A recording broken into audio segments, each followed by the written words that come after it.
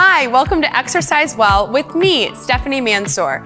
Today, it's all about a boot camp that you can do outside or inside.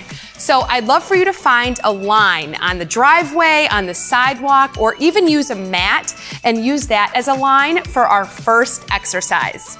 We're gonna start with plyometrics. So stepping over the line and then back to the other side is a low intense way to do this plyometrics. If you wanna step it up a little bit, you can add in a bounce. So hopping over and back.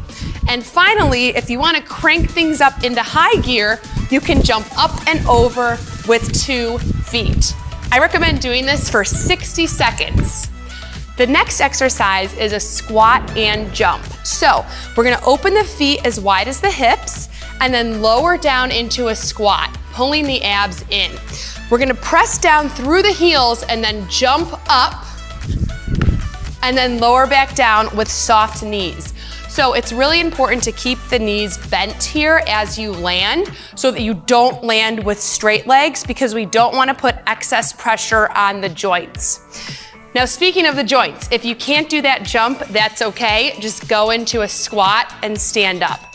So this second move is working the lower body.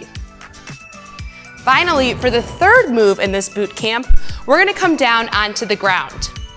We're gonna start in a plank position. We're going to do 1 push-up and then press back into downward facing dog. So shoulders over the wrists, abs in tight, lowering down for the push-up, and then pressing back into downward facing dog. Come forward into plank again, do another push-up, press up, and then back to downward facing dog.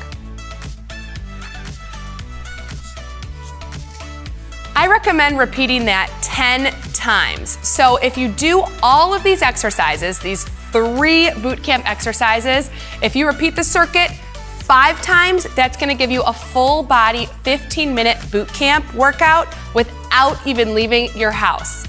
Thanks for watching. This is Exercise Well with me, Stephanie Mansour. See you next time.